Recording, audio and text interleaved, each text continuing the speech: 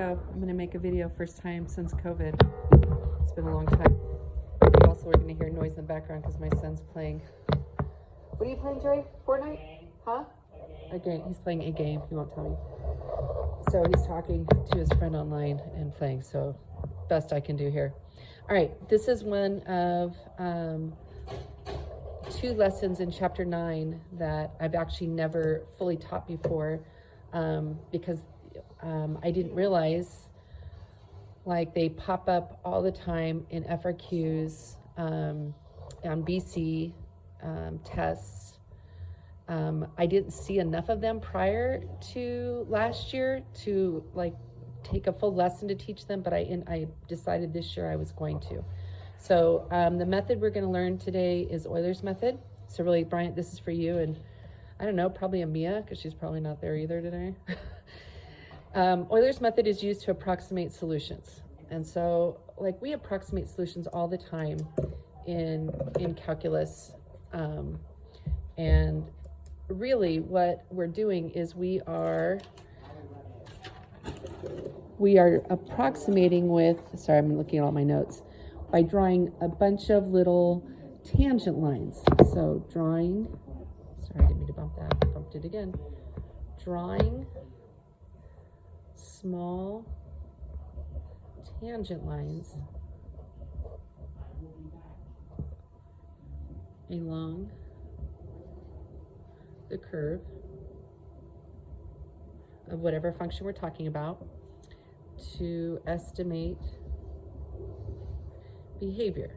So we've always done this in AB. It was just with a single tangent line. So we just do one tangent line to estimate behavior. But now that we're in BC, we can do more.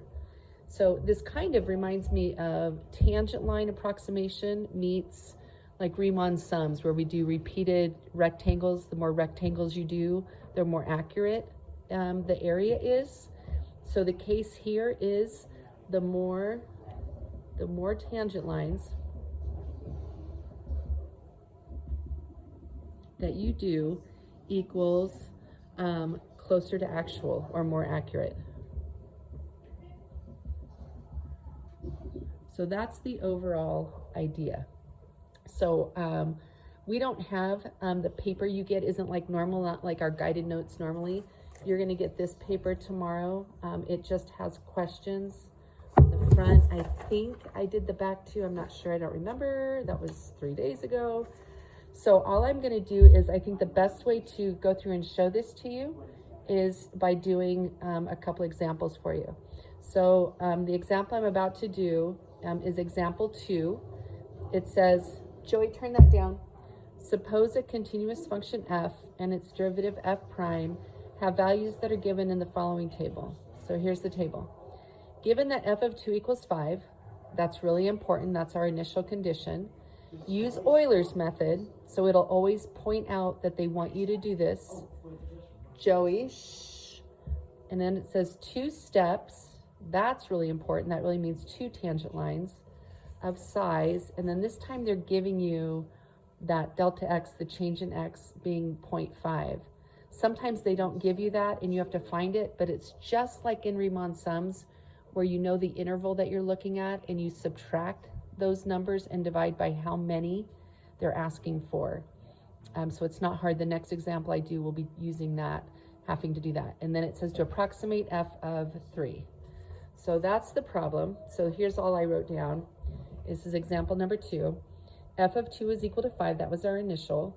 We need 2 steps. They gave us that the change in x was a half, and we're going to approximate f of 3. So when you do Euler's method,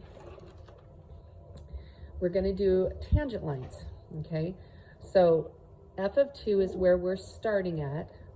So if we're going to do a half is our size, then that means our next one from 2 is going to be a half more. So that's going to be f of 2.5. That's going to be our first one. So we're estimating f of 2.5. We're doing the equation of a tangent line. We're just doing it a little different order. So usually I do the derivative times the x value, and then I put the plus of the original out here, like y equals mx plus b. We're gonna put the starting amount first. So I'm gonna show it with function notation first. So f of 2 is what we have to work with, plus, then we're gonna put f prime of 2, and then it's gonna be at x minus 2. So all of those are always your initial numbers, the 2, the 2, and the 2. And that's, we're going to evaluate at 2.5. All right. I also don't have my glasses on, so Brian, I don't know if I'm in the window or not, so hopefully I am, and you can zoom in. F of 2 they gave us, it's 5. F prime of 2, remember I'm doing this off of the worksheet, so on the worksheet there's a table, and on the table f prime of 2 is 4, so that, or 0.4, I'm sorry. So this is 0.4, and then x minus 2. And then now we're going to go ahead and plug in the 2.5 for x. So 5 plus 0.4, 2.5 minus 2. So funny story, I was working on this Saturday morning, going through and doing these examples myself, so I didn't mess up. And I messed up on every problem, but it wasn't the calculus, it was right in here every time. I mess up on the decimals because I'm not using a calculator, because I don't think they would let you use a calculator on these. So 2.5 minus 2 is easy. We just end up with 0.5. And then right here's where I boo-booed on Saturday morning, was multiplying 0.4 times 0.5. So remember that 4 times 5 is 20, but then you got to move the decimal over 2 places. So it's 0.20. So we end up with, actually I didn't mean to put that there. We end up with 5.2. Now we're not done. That is, remember they said 2 steps? That's step 1.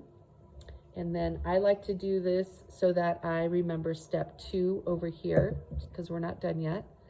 So remember, this was f of 2.5, and what we want is f of 3. Well, that's another half over. So over here on the second step, we're going to put f of 3, and we're going to use our f of 2.5 information. So this is going to be, I'm going to write it in function notation, f of 2.5.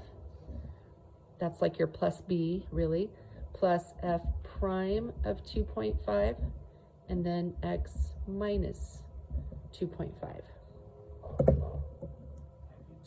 F of 2.5 is what we just got when we approximated. So this is 5.2. F prime of 2.5, they gave us in the table. So f prime of 2.5 is 0.6. And then x minus 2.5.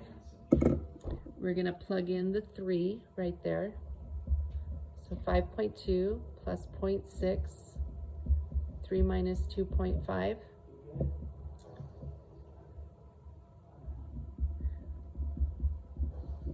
Three minus 2.5 is 0.5. The other thing I made a mistake on Saturday was I would just stop writing the decimal. I'm so dumb. 5.2 plus 0.6 and 0.5 would be 5 times 6 is 30, so 2 decimal places is going to be 0.30.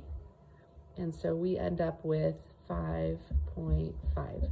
And that is our answer to f of 3. That is Euler's method. Pretty simple, not hard. I don't know what I was afraid of, but there it is.